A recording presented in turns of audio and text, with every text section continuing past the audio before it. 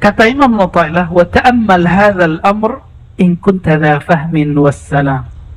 Wahai muridku, perhatikanlah hadis ini jika memang kamu punya akal sehat, punya pemahaman yang tajam. Lalu oleh Imam Al-Khatib Al-Waziri, beliau menukil kalam Imam Abu Yazid. Ya. Abu Yazid ini didatangi oleh seorang laki-laki. Lalu laki-laki ini mengatakan, ya Sayyidi Ausini, wahai Tuan Syekh, wahai Pak Kiai, kira-kira begitu sekarang, wahai Pak Kiai Soleh gitu ya. Kalau di sini kiainya siapa? Abu Yazid. Abu Yazid ini wafat tahun 261 Hijriah. Ini ilmu Kiai Mustafa Yakub menghafalkan wafatnya ulama ya. 261 Hijriah. Sekarang kita 1440. Benar. Jangan salah lagi loh. Berarti sebelum maghrib tadi berapa? 1440. Nah, dalam Islam waktu itu dimulai dari maghrib. Makanya ada doa sebelum berpisah dengan tahun lalu, ada doa setelah masuk ke tahun baru. Meskipun oleh sahib kita yang di luar sana, bukan di luar masjid, di luar pikiran kita, tradisi itu disebut bid'ah, tapi ulama kita bilang tidak. Kenapa? Ini mengikuti Umar. Sayyidina Umar, dialah yang mempelopori tahun baru Hijriah.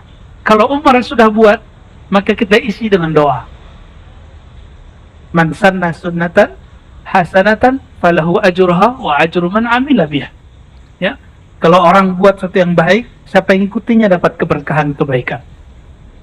Ya. Imam Abu Yazid ditanya, wahai Tuan Syekh, wahai Pak Kiai Abu Yazid, tolong beri aku nasihat. Sering datang ke Kiai, terus ngomong, Pak Kiai nasihati saya. Benar nggak?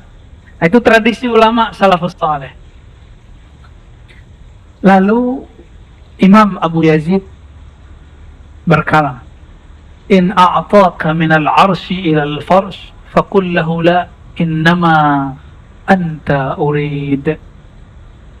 Kata Imam Abu Yazid, wahai sahabatku, jika engkau diberikan Allah kejayaan aras, aras itu di puncak surga. Surga itu yang tertinggi apa? Firdaus. Tapi langit-langitnya surga Firdaus, langitnya itu aras. Berarti puncaknya surga Firdaus aras Allah. Yang boleh naik aras itu cuma orang-orang spesial. Di surga Firdaus hanya boleh bertemu Allah 2 kali dalam sehari, sedangkan di aras boleh setiap saat. Maka banyak nanti di antara kita antri ingin masuk surga Firdaus. Dari surga Firdaus nggak puas, ingin masuk ke naik ke aras Allah, tapi nggak mudah. Nggak mudah. Ketemu kiai aja sulit, apalagi ketemu Nabi Muhammad SAW. Benar nggak ketemu kiai sulit? Benar. Coba aja mau ketemu Abah Lutfi, nggak mudah loh. Ketemu kiai Fulan, Habib Fulan, nggak mudah. Itu baru ketemu pewaris Rasulullah, zuriat Rasulullah SAW. Jangan dikira mati langsung ketemu Allah, enak benar. Mati langsung ketemu Rasulullah, enak kali. Nggak begitu. Orang yang meninggal ketemu Rasulullah, hidup dia bersama Rasulullah SAW. Apa kata Imam Abu Yazid? Seandainya engkau diberikan sorga, puncaknya sorga aras, atau kenikmatan dunia al-faras. Al-faras itu nikmat kasur, maksudnya nikmat menikah.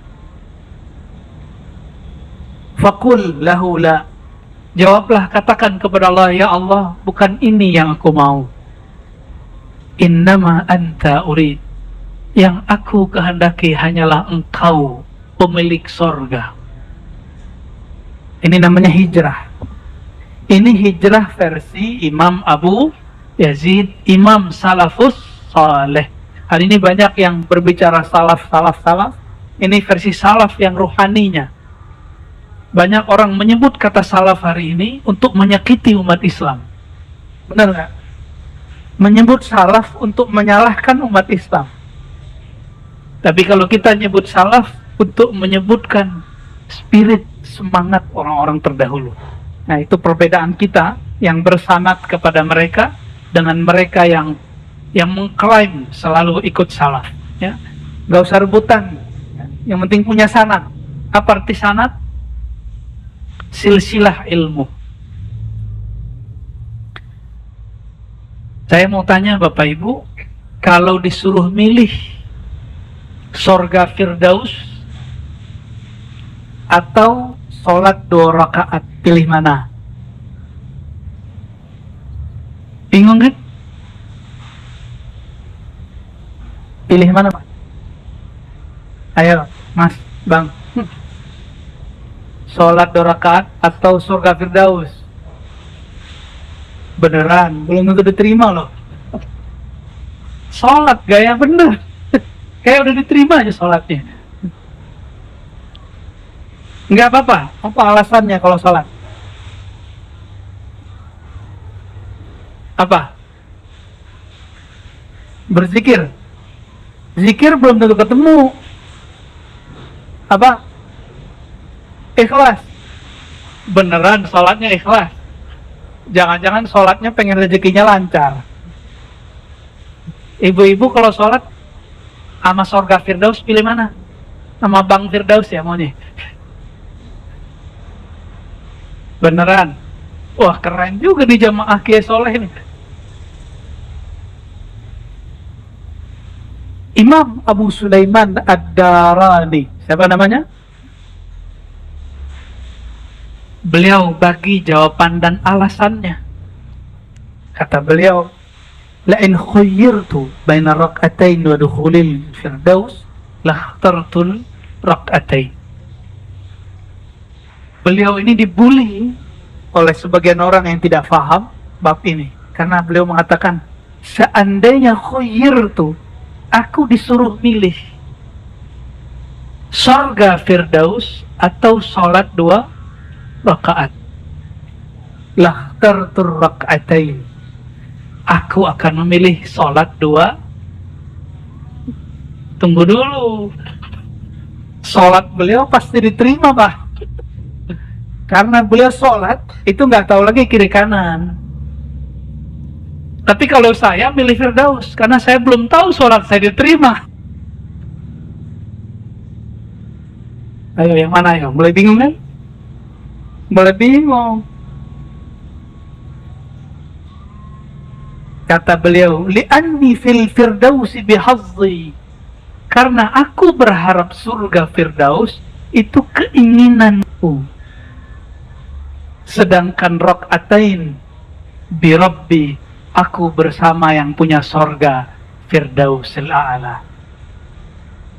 Ya benar nih Pak. Udah begitu belum sholatnya? Nah, mirip-mirip. Ini saya kasih ilustrasi. Kalau kita ngobrol, duduk bersama orang yang kita senengin, apalagi lawan jenis, masa-masa dulu, masa muda, 5 menit, 5 jam rasanya berapa? Bener. Mau balik dulu, ntar aja gitu ya. Bener gak? Bener ya? Tahu-tahu sudah matahari udah benar, udah maghrib. Udah maghrib. Belum isya gitu. Tuh, pengalaman tuh. Itu baru sama makhluk yang kita senangi. Laki-laki senang dengan perempuan yang jamilah, yang indah, wajahnya, budi pekertinya. Perempuan senang dengan laki-laki yang nyaman diajak ngobrol, apalagi nyaman dompetnya. Allahumma sholli ala sayyidina Muhammad. Bener ya? Sama orang yang kita senangi, lama itu terasa sebentar. Betul? Ya. Kalau sama Allah kira-kira gimana? Kenapa orang bayangkan dengan Allah itu menakutkan? Karena selama ini kita dididik menakutkan. Allah itu tukang ancam. Allah itu suka ngancam, awas lo kamu masuk neraka lo. Ahli bid'ah lo. Makanya kajian-kajian begitu tuh rame. Kenapa? Karena dari kecil sudah dididik mengancam. Kamu gak sholat kan neraka. Kamu begini neraka lo, gitu aja terus. Akhirnya ketika ingin hijrah, udah dewasa ingin hijrah, dengar orang baca hadis. Apa hadisnya? Kullu bid'atin dalalah wa kullu dalalatin finnar. Senengnya bukan main. Setiap bid'ah itu sesat, setiap sesat itu masuk neraka. Awas ente. Jadi orang-orang yang suka kajian-kajian ancam mengancam itu memang dididiknya begitu dari kecil.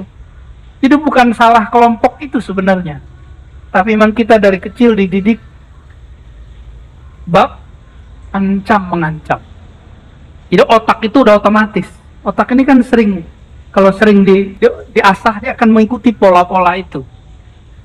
Alhamdulillah saya sering dididik guru-guru dan orang tua saya dengan apresiasi, jarang diancam.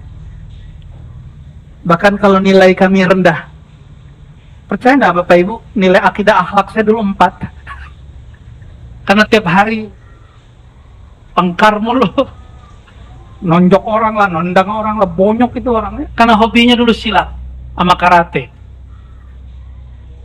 Tapi bapak saya pulang bilang 4. Ya masih kelas 2, semester 1, nggak apa-apa, ntar juga bagus ya. Nggak pernah ngancem. Kapan bapak saya ngancem? Sekali aja. Saya kelahi Pak. Mata kita merah. Pulang, mata merah. Lidi dia ambil sama itu, rotan. Lari lagi. Pongkar lagi, ngalahin orangnya. Jadi cara didiknya beda. Semoga Allah merahmati kedua orang tua saya. Ayahanda masih hidup, ibu sudah berpulang, sudah berhijrah ke alam barzah. Bapak Ibu yang karena Allah, kalimat ini jangan ditelan mentah-mentah ya. Betul, dalam alam rohani, kalau kita sudah mengenal Allah, sudah merasakan namanya bab ihsan. Ihsan itu memandangnya dan dipandangnya. Ini biar indah. Mandang orang yang kita suka, seneng nggak? Dipandang oleh orang yang kita cintai, seneng nggak? Itu yang disebut ihsan. Beruntunglah yang namanya ihsan. Ya. Pengen namanya hikam ya. Bener, senang dipandang oleh orang yang kita suka. Senang. Dipandang oleh guru, dipandang oleh orang yang kita anggap mulia, kita senang. Tapi bedanya kalau dipandang guru, ada guru yang kalau mandang kita keringetan. Itu karena gurunya suka ngancem. Ada guru yang jika pandang kita senang, berbunga-bunga. Begitu nggak? Rasulullah itu digabung dalam diri beliau dua hal itu. Ada bab jamal, ada bab jalal. Sehingga ada sahabat baru datang kepada Rasulullah Sallallahu Alaihi Wasallam. Dia merasa dirinya paling sempurna diperhatikan baginda. Apa kata dia? Dengan pedenya bertanya, wahai Rasulullah, apakah aku orang yang paling engkau cintai? Rasulullah ini jujur. Kalau ditanya begitu, jawabnya juga jujur. Maaf, orang yang paling kucintai Abu Bakar. Langsung wajahnya. Di situ dia tahu Rasulullah itu suka memberi perhatian semua sahabatnya. Wala yaqta' haditha ashabih. Nabi itu kalau sahabatnya ngomong nggak dipotong. Nggak sanggup jadi nabi Pak, saya nggak sanggup jadi nabi. Saya kalau orang banyak nanya, saya potong aja. Pertanyaannya apa Mas? Gitu, langsung gitu. Kalau Rasulullah enggak. Apalagi kita dikasih limit sama pengurus, sekian menit Buya katanya. Ya harus kita potong-potong tuh kalau orang nanya. Kalau kita belum sampai martabatul khawas, tingkatan setinggi beliau atau murid Imam Ad-Darani, pilihlah surga Firdaus. Tapi kalau sudah tahu ilmu ihsan, sudah merasakan nikmatnya sholat, udah pernah nikmat sholat belum? Nikmat sholat bukan karena bacaan imam bagus. Mohon maaf nih para imam, bukan. Nikmat sholat itu munculnya dari dalam.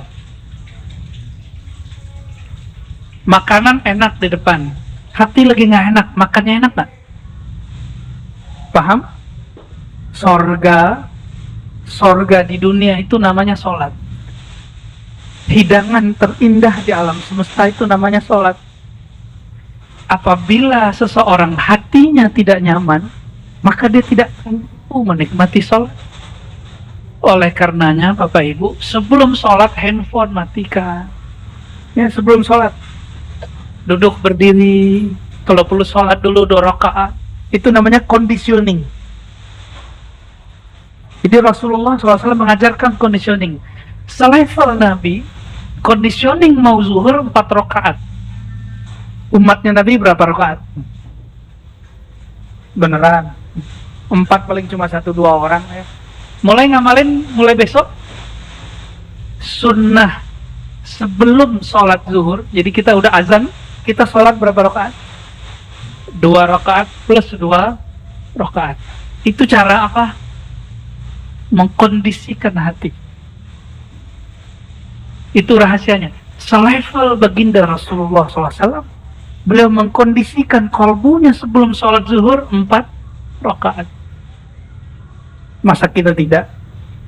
Khusus maghrib, karena beliau kadang sholat 2 rakaat setelah azan, kadang tidak. Bahkan di riwayat itu disebutkan siapa yang mau sholat, yang tidak, nggak apa-apa. Maka sahabat Nabi, sebelum terbenam matahari, mereka sudah duduk di masjid.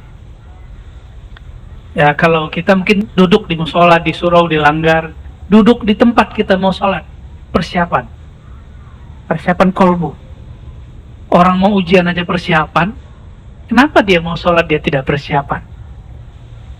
Mulai mau hijrah sholatnya, maka sebelum sholat persiapkan dirinya bertemu Allah Subhanahu wa Ta'ala. Allah yang dipandang apa? Baju yang bagus? Enggak. Yang dipandang Allah apa? Kolbu. Maka yang dipersiapkan kolbu. Tapi kolbu ini dia terpengaruh oleh yang zahir.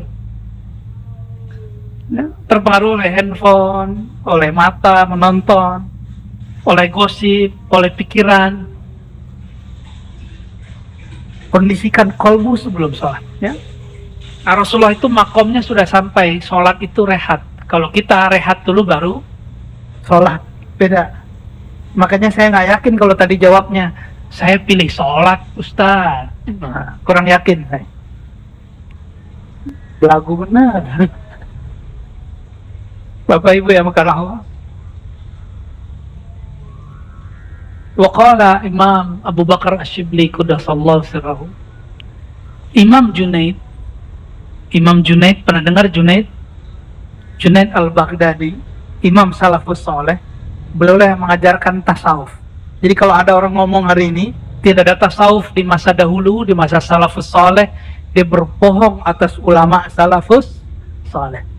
Imam tadi yang saya sebut Darani, Imam Junaid, dan yang pertama kita sebut Abu Yazid, semuanya imam Salafus Saleh dan semuanya imam Sufi. Jadi Sufi bukan dari Buddha, bukan dari Hindu, apalagi dari Yahudi. Ya, masa ada ustadz bilang ini dari Shaolin? Ya, kalau nggak belajar sejarah, nggak ngaji hadis, namanya hadis mulu salah-salah, ente ngaji, jangan cocok logi. Ya, dalam kajian ilmu hadis ada namanya al-musalsal bis-subhah, hadis menerima tasbih dari guru. Lalu tasbihnya dari mana? Dari murid Sayyidina Ali dan murid Sayyidina Abu Hurairah, namanya Al-Hasan Al-Basri. Siapa namanya? Beliau yang pertama kali pakai tasbih. Tasbih dalam pengertian seperti ini. Tapi tasbih yang umum jumlahnya 2000, pertama kali Abu Hurairah. Sedangkan tasbih yang tidak diikat yang pertama kali istri Rasulullah itu Juwairiyah dan Safiyah. Apa kata mereka yang tidak sepakat pakai tasbih? Kamu pilih Rasul atau sahabat? Itu namanya GOBLOK. Jangan dibaca. Sahabat itu ikut Rasulullah.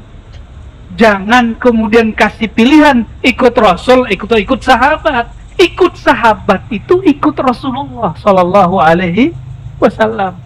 Betapa mereka menghina sahabat-sahabat Rasulullah Sallallahu Alaihi Wasallam dengan mengatakan ente ikut Nabi, ente ikut sahabat.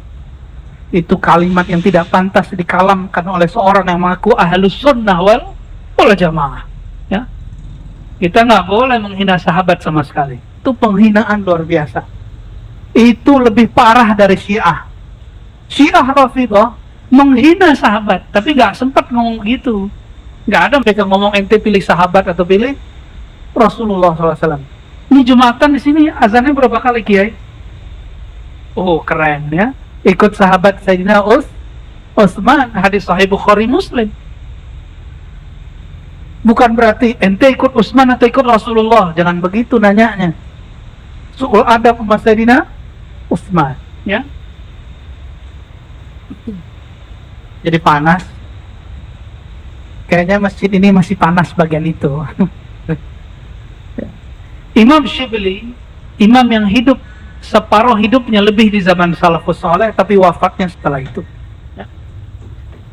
Imam Shibli wafatnya 334 Hijriah, semasa dengan Imam Abul Hasan Al-Ash'ari dan Abu Mansur Al-Maturidi. Itu imam apa tuh? Imam Asy'ari itu yang ngajarin sifat 20. Allah wujud, idam baqa mukhalafatuhu lil hawadisi. Masih belajar gitu nggak di Sunda Kelapa? Lah, harus ada yang ngaji gitu. Lanjutannya Asmaul Husna. Lanjutan belajar sifat Allah, belajar apa?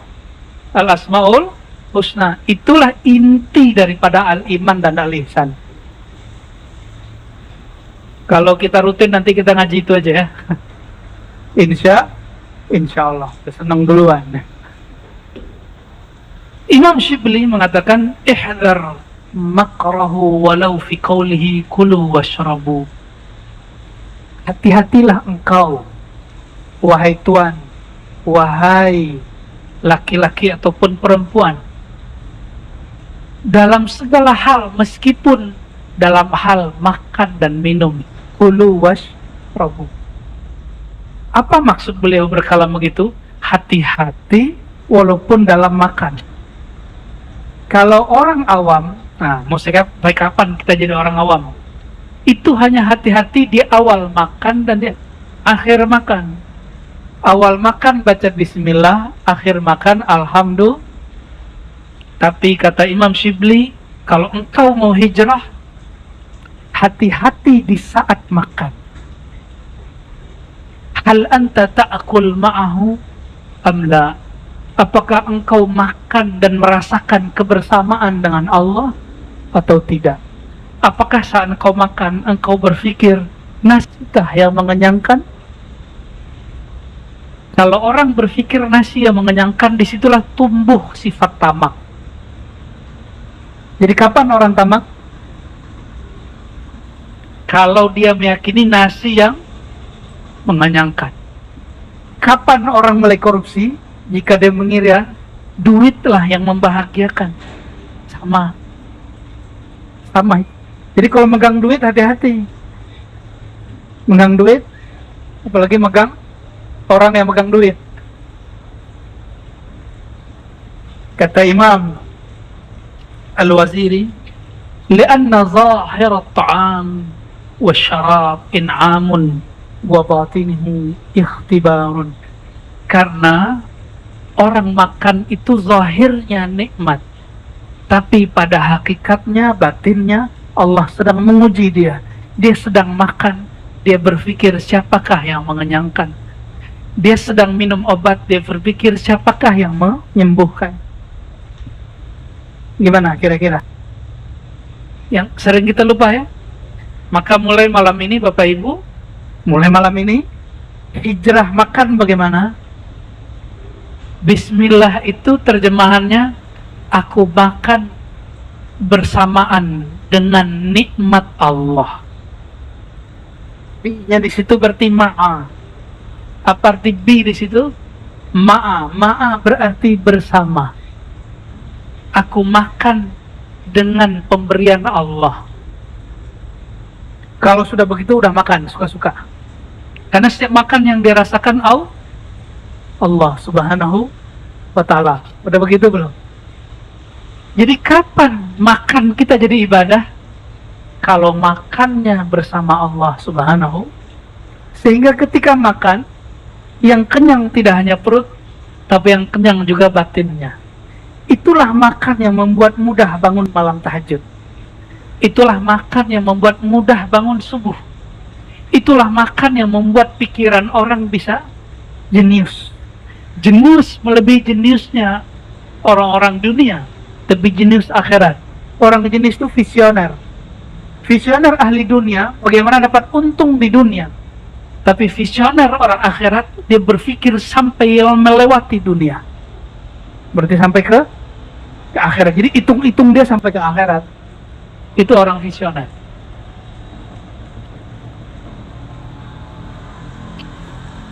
Nah, perhatikan di situ.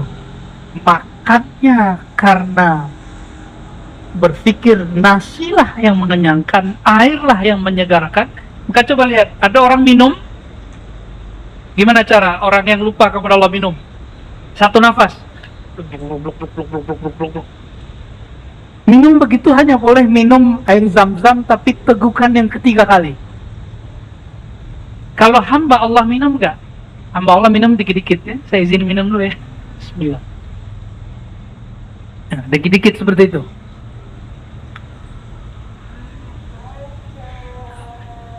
Jadi minum jangan. Itu minumnya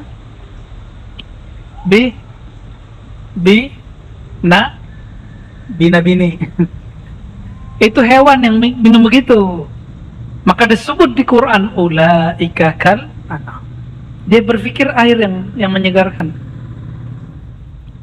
Masih ingat kisah Talut?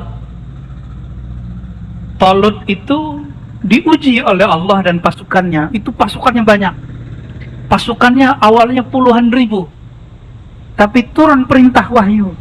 Wahai Talut, kalian boleh minum dari air sungai. Itu mereka kehausan, berhari-hari nggak ketemu air. Tapi hanya ini apa namanya? Apa sih namanya bahasa Indonesia aja? Sauk. Ya, gitu aja deh ya. Segini. Setelapak. Ambil air. Gitu. Ini ilmu wudhu. Pernah belajar wudhu nggak? Tapi bab ini jarang orang mengajarkan. Kalau kita berwudhu, nah, bagian air sedikit saja, bagian wajah kita minum. Nah, ada yang ngajarin begitu nggak? Bid'ah nggak nih? Ya, di kitab-kitab lama masih ketemu Pak begitu. Ya, itu manfaatnya ada. Nanti kalau kita ketemu lagi kita jelaskan rahasianya. Ya, ternyata caranya diambil dari mana? Dari Talut minum air. Berarti kalau begitu airnya sedikit kan? Karena belum dituang ke mulut dia sudah tumpah duluan. Disitulah Allah mengajari Talut dan pasukannya. Dia dan pasukannya 313. Tadinya berapa orang? Puluhan ribu orang ikut. Begitu dalam satu riwayat lain ribuan orang. Tapi karena perintah kalian tidak boleh minum kecuali hanya seteguk dari bekas tangan. Apa kata yang lain? Ah, ini gak masuk akal. Masa kita mau perang gak boleh minum? Jadi dia berperang pakai akal. Akal yang sempit ini. Otak kita kan kecil sekali. Akhirnya banyaklah minum, diambil satu gaya, blok ngantuk. Yang lain muncul rasa takut. Jadi orang itu kapan dia muncul rasa takut? Miskin, takut mati kalau perut sudah kenyang. Perut sudah kenyang, tabungan sudah banyak, mulai muncul rasa takut mati, takut miskin, takut dicuri. Benar nggak? Kalau nggak nabung apa yang mau dicuri? Ya, itu mulai muncul tuh. Sama, pasukan Talut mundur. Yang maju cuma 313 orang. Sama dengan Ahlul Badar, 313 orang bersama Rasulullah SAW. Ya, dia nggak boleh tamak, nggak boleh tamak sama sekali. Nah, coba hijrah minum, tadi hijrah makan. Mulai malam ini, detik ini, kalau minum bukan lagi dengan meyakini air yang menyegarkan.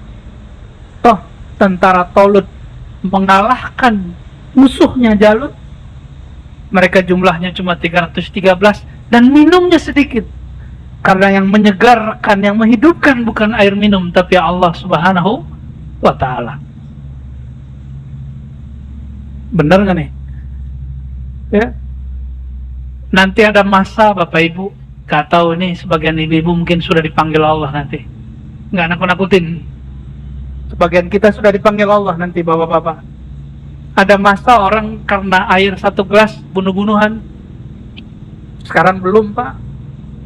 Ini sudah mulai. Coba, adakah orang Jakarta minum air sumurnya? Nggak ada, karena sumur kita sudah ternodai, sudah tercemar. Semua kita minum pakai air. Bukan aqua ini. Loh, alam bawah sadarnya sudah begitu. Semua orang nanti minum begitu. Ada masa itu air gak ada masuk ke Jakarta. Berebut Pak minum ini, bunuh-bunuhan minum ini. Di semua negeri, dimanapun. Itu fitnah akhir zaman. Saya nggak nakut-nakutin. Rasulullah yang mengabarkan, Sallallahu Alaihi. Kalau nggak sanggup meninggal aja sebelumnya ya.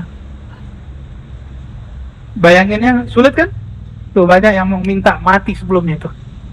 Tapi kalau sudah ngaji bab hijrah minum, dia paham yang menyegarkan, yang menghidupkan bukanlah air, tapi Allah Subhanahu. Ya, teorinya gitu Pak, teorinya. Coba aja ntar ya.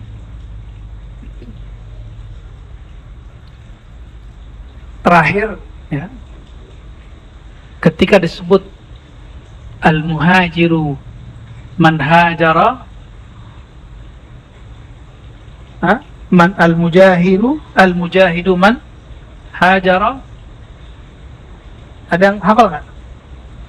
Ada al-mujahidu man jahada hawa, ya. Al-muhajiru man hajara mimma nahahu Allah. Itu riwayatnya. Orang yang jihad itu yang berjihad melawan hawa nafsunya. Hadis ini sahih, ada di Bukhari. Dan orang yang hijrah itu al-muhajiru, orang yang hijrah itu orang yang hijrah dari sesuatu yang Allah tidak suka. Allah tidak suka ketika kita minum air lah yang kita etikatkan itu yang menyegarkan. Mulai sederhana, mulai hidup hari ini. Nah, bukan nasi yang menyegarkan, bukan nasi yang bikin kenyang, ya. Kira-kira orang Indonesia kalau umroh haji nggak ketemu nasi, ngamuk ya? Oh, ngamuk. Udah nyampe di Mekah, itu nggak ketemu nasi masih ngamuk, Pak. Ternyata Tuhannya, padahal makan apa aja di depan. Apa yang depan, yang dihidangkan makan aja. Tapi kita alam bawah sadar ngomong ini, saya kalau nggak makan nasi, saya nggak makan. Itu nyiksa diri namanya. Kenapa kita buat kaidah begitu? Karena belum hijrah. Maka siapa yang ditakdirkan Allah minggu depan, besok, bulan depan umroh, tahun depan haji, coba mulai latihan kurangi makan nasi. Saya nyaksiin sahabat saya kalau nggak makan nasi, merotos, nasi. Serius. Pusing dia kalau nggak ketemu nasi. Seperti suami pusing nggak ketemu istri. Emang pusing. Kayaknya bapak-bapak ini nggak pusing. Yang pusing ibu-ibu. Bapak ibu yang makan Allah. Ketika Nabi SAW keluar dari Mekah, beliau ternyata keluar itu prosesnya sudah panjang. Kebetulan saya kemarin nginep di hotel yang dekat Mina. Sekitar 500 meter dari hotel kami itu ada satu masjid, namanya Masjid Al-Bay'ah. Apa nama masjidnya? Masjid Bay'at. Di situ dulu orang-orang Ansar berbaiat kepada Rasulullah SAW. Ya, ada yang sudah melewati itu. Ya, Masjid Bay'at itu tidak dibolehkan oleh pemerintah Saudi untuk dikunjungi. Saya nggak tahu kenapa. Ya, dipagar Pak sekarang. Masjid Bay'at itu jaraknya dari Masjidil Haram agak lumayan jauh. Ketika musim haji, orang-orang Madinah datang ke Mekah. Setiap kali ada orang datang ke Mekah, Rasulullah SAW bersama Abu Bakar dan sahabat yang lain, cuma beberapa sahabat itu nyapa, kalian dari Yathrib? Iya, kami dari Yathrib. Diajak, dikasih makan, minum, diajak ngobrol tentang bicara agama. Sampai keluar kemudian pembicaraan mereka mengenai menyembah Allah, ya, akhlak yang baik dan segala macam. Lalu tertariklah waktu itu 6 orang. Ada 6 orang yang tertarik untuk mendengarkan kalam Nabi Muhammad sallallahu alaihi wasallam. 6 orang ini kemudian berbaiat kepada Nabi Muhammad sallallahu alaihi wasallam. Ini belum di masjid, belum di Baiatur Ridwan, belum, masih panjang. Lalu mereka mengatakan, wahai Rasulullah, kami izin pulang kampung. Ketika mereka pulang kampung, setiap sahabat yang 6 pulang ke rumah bawa berita kabar baik. Ternyata di Madinah sudah muncul kabar yang diberitakan oleh orang-orang Yahudi bahwa akan muncul Nabi akhir zaman. Jadi siapa yang mengabarkan? Orang Yahudi. Lalu orang Madinah, orang Yathrib mengatakan, Bani Khazraj, wahai ahli Madinah, jangan keduluan orang Yahudi. Fala yasbiqannakum al-Yahud. Jangan keduluan Yahudi. Nabinya kami sudah ketemu, kata 6 orang ini. Maka 6 orang ini, semua keluarganya dan sukunya ikut Islam. Tapi 6 orang ini kemudian datang lagi ke Mekah. Berapa bulan setelahnya, bawa 12 orang dan beberapa perempuan, 1 perempuan atau 2 perempuan. Lalu mereka baiat di tempat yang disebut Masjid Al-Bai'ah. Silakan cek, buka GPS, ya. Mina, lalu di antara Mina dan Mekah, Masjidil Haram itu ada namanya Masjid Bai'ah. Mereka baiat di situ, berapa orang jumlahnya? 12. Berarti sebelum Nabi hijrah itu sudah ada yang Islam dari ahli Madinah. 12 orang pulang mengislamkan 70 orang. 70 datang baiat lagi di tempat itu. Kapan mereka baiat? Nggak mungkin siang, pasti dibunuh oleh kafir Quraisy. Tidur kafir Quraisy, jam 12 malam mereka datang ke situ berkumpul. Itulah tradisi Nabi SAW ngaji jam 12. Ini saya senang sekali, Sunda Kelapa walaupun cuma sekali setahun atau beberapa kali sebulan, buat tradisi ngaji sampai tengah malam. Sampai jam berapa nanti Ustaz? Oke. Sampai jam 2, jam 3, luar biasa. Itu sunnah apa? Sunnah sebelum hijrah. Itu persiapan hijrah. Kuat nih, nggak tidur sampai nanti. Ntar kan ada Syekh Muhammad Ali Jabir ya. Siapa lagi? Syekh Hisham. Jangan tidur ya, ngantuk-ngantuk dikit boleh. Ini belajar, kalau kami dulu hampir setiap minggu, bahkan seminggu itu saya 2-3 kali ngaji jam 12 sampai jam 3. Lalu yang kita siarkan dulu kajian hikam semasa pandemi, itu nggak pakai masker Pak. Jam 12 sampai jam 3, jam 12 sampai jam 3. Tapi alhamdulillah nggak pernah dibubarin pemerintah, alhamdulillah. Saya berterima kasih juga. Nggak pernah dibubarin. Tapi kami membubarkan diri sendiri ya. Karena pandemi selesai kita bubarkan. Ya. Pandemi bubar, kita bubar. Ya. Kembali ke masjid-masjid. Lalu 70 orang pulang. Mereka pulang, semua orang di Madinah masuk Islam. Jadi Nabi sebelum hijrah itu persiapannya nggak sembarangan. Dan ingat, Nabi hijrah tanpa perang. Justru beliau yang diperangi. Maka siapa yang hari ini gerakan hijrah lalu ngebom, lalu menyakiti orang-orang yang sudah bersyahadat, mereka telah mengkhianati perjuangan hijrah Nabi Muhammad Sallallahu Alaihi Wasallam. Maka saya menghimbau siapapun yang ya terpengaruh oleh pemahaman ngebom, ya, bom masjid, bom pengajian maulid, bom orang-orang begini, tolong kembali ke jalan Rasulullah Sallallahu Alaihi Wasallam. Ya. Rasulullah nggak begitu. Rasulullah bisa ngalah, ya. Maka kemudian ketika Nabi keluar, Nabi keluar itu dengan siapa? Sayyidina Abu Bakar As-Siddiq. Bagian ini yang pas sebagai penutup, ya. Sayyidina Abu Bakar As-Siddiq ketika keluar dari rumahnya, itu jalan, itu dikejar-kejar. Bayangin kita dikejar-kejar orang, itu orang bawa panas gitu. Akhirnya Rasulullah SAW dan Sayyidina Abu Bakar Siddiq berhentinya di mana? Di bukit Sur, lalu naik ke atas. Kata Sayyidina Abu Bakar, ya Rasulullah, seandainya mereka melihat ke bawah, pasti kita terlihat. Apa jawaban baginda Rasulullah SAW? Wahai Abu Bakar, apa pendapatmu, pandanganmu, jika kita berdua, yang ketiganya Allah, kira-kira gimana? Langsung Abu Bakar yang tadinya gelisah, tenang. Lalu Abu Bakar dilihat Nabi nangis. Jadi setiap kali ada ngejar, Abu Bakar nangis. Ketika nangis, Nabi tanya, wah Nabi kayak Abu Bakar, wahai Abu Bakar, kenapa yang kau nangis? Engkau nangis karena berjuang susah. Coba lihat, ini spirit Abu Bakar, mesti kita ambil. Kata beliau, ma baqaitu ala nafsi ya Rasulullah. Wahai baginda, aku tidak menangisi susahnya diriku. Tapi aku menangisi orang semulia engkau. Kenapa harus bersusah-susah begini? Kenapa harus diusir seperti ini? Kalau aku diusir, aku dibunuh, tidak masalah. Tapi jika engkau yang diusir, ini masalah bagiku. Lihat Abu Bakar As-Siddiq. Maka ketika beliau keluar, turun dari Jabal Thur, itu ada orang yang ngejar terus. Setiap kali mau dapat, Rasulullah angkat tangan, doa. Jadi Abu Bakar udah nangis. Rasulullah kata, ya Allah, selamatkan kami.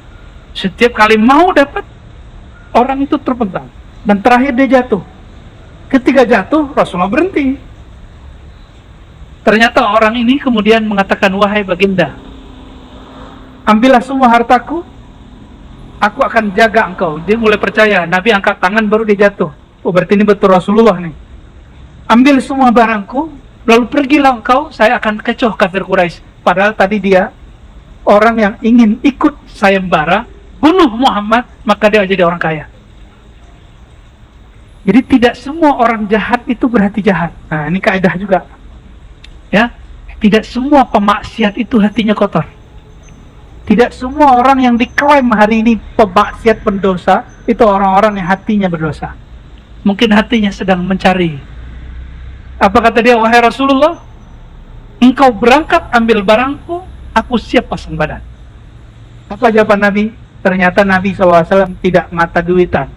Kata beliau, barangmu, asetmu, aku tidak perlu. Jaga dirimu sendiri. Lebih berangkat. Ya, Nabi cuma ingin memastikan orang ini bagaimana. Maka Nabi jalan. Sampai Nabi di suatu perkemahan, kemahnya lusuh. Ada peternakan di situ. Yang punya perkemahan perempuan, namanya Ummu Ma'bad. Siapa namanya? Ini yang cerita suaminya, Abu Ma'bad. Hadis ini sahih riwayat Imam Tirmizi dan imam-imam yang lain. Kata Ummu Ma'bad, kata Abu Ma'bad, suatu kali saya terheran melihat istriku punya susu banyak sekali, punya susu kambing. Padahal kami lagi paceklik. Lalu aku bertanya, wahai istriku Ummu Ma'bad, apa yang terjadi padamu? Kata Ummu Ma'bad, barusan ada orang aneh, tapi wajahnya cerah. Saya mengatakan kambingku tidak ada yang bunting, tapi dia mengatakan itu ada kambing satu yang lusuh, tolong bawa sini. Lalu aku ambil itu kambing domba. Lalu Rasulullah urut-urut, disayang-sayang. Ada nggak yang punya kucingnya diurut-urut? Beneran?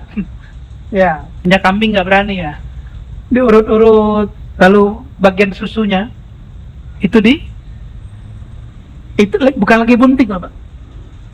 Lagi nggak ada susunya. Apa kata Nabi? Wahai domba, wahai kambing, semoga Allah memberkahimu. Betapa beruntungnya si kambing dipegang-pegang oleh Rasulullah Sallallahu Alaihi Wasallam. Itu nggak ada air susunya, Bapak Ibu. Dipegang sama Nabi, habis diurut oleh Rasulullah SAW, itu langsung air susunya, dan susunya itu penuh. Nabi kemudian pencet, keluar. Ambil wadah penuh, ambil lagi yang baru, Bingung mau apa? Ini orang makhluk apa ini? Dia bingung. Rasulullah SAW ternyata ada yang ikut ngawal beberapa orang. Setelah itu bertiga beliau kemudian ambil. Nah, ini akhlak baginda Rasulullah SAW. Ambil, lalu beliau sodorkan ke 3 orang itu, 1, 2, 3, dan ke Ummu Ma'bad. Yang lain minum. Fasyaribtu, kata Abu Bakar, hatta rawitu, aku minum sehingga aku puas. Lalu kami bertanya, wahai baginda, kapan engkau minum? Jawaban beliau, orang yang memimpin kelompok dia adalah pelayannya, maka aku terakhir minum. Dan minum semua, baru beliau minum Sallallahu Alaihi Wasallam.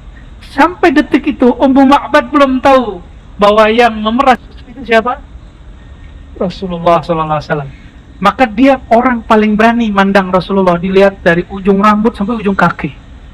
Sedangkan Sayyidina Abu Bakar As-Siddiq tidak pernah berani menatap baginda Rasulullah SAW. Yang berani siapa? Emak-emak. Ya, ini hadis emak-emak. Ummu itu kan emak.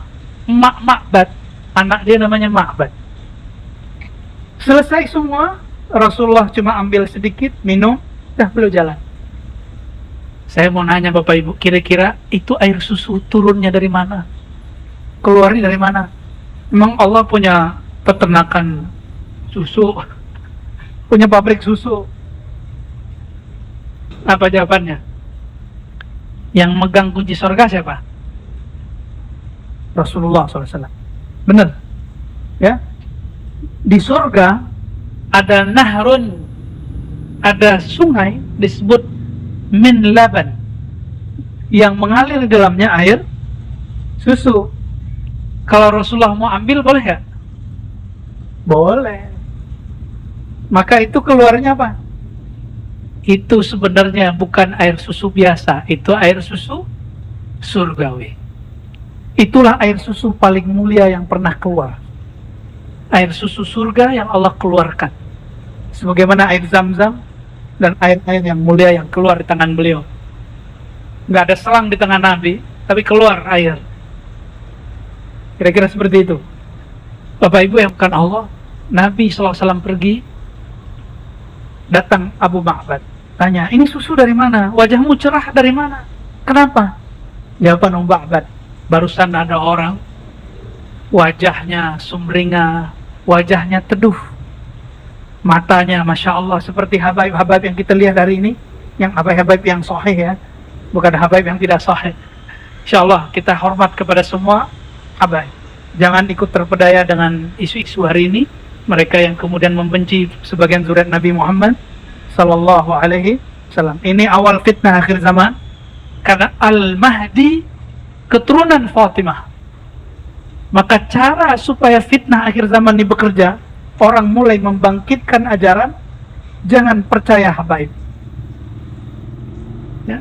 Yang habaib nggak usah GR dulu, pantaskan aja dirinya. Ya. Kami memantaskan diri kami menjadi pejuang akhir zaman, insya Allah, ya. Persis seperti wajah, kalau kata Habib Umar, jika kamu mau lihat wajah Rasulullah, lihatlah wajah muridku Al-Habib Ali Al-Jufri. Senyumnya, sumringahnya. Wajah siapa? Al-Habib Ali Al-Jufri. Silakan lihat wajah beliau. Kira-kira rada-rada mirip begitu, ya. Sallallahu alaihi wasallam. Lalu Ummu Ma'bad menceritakan tentang Nabi dari awal sampai akhir. Oleh karena itu, kalau belajar sirah nabawiyah, yang berani menceritakan tentang wajah Nabi hanyalah Ummu Ma'bad, Sayyidina Ali, Husain, dan keluarga Ahlul Bait. Selebihnya Abu Bakar tidak berani, Umar tidak berani, Utsman apalagi. Kenapa? Sahabat-sahabat ini tidak berani menatap baginda Rasulullah Sallallahu Alaihi Wasallam. Bapak Ibu yang karena Allah, semoga nur baginda Rasulullah mengalir pada kita, mulai hijrah dari motivasi pahala kepada motivasi yang memberi pahala, dari hanya sekedar berharap surga takut neraka kepada yang punya surga, yang punya neraka. Dari makan minum meyakini makan minum itulah yang menyegarkan, kemudian meyakini bahwa Allah lah yang menyegarkan. Semoga hijrah ini berlanjut dan tambah sempurna sebelum kita wafat. Semoga Allah terima hijrah kita semua. Amin ya rabbal alamin.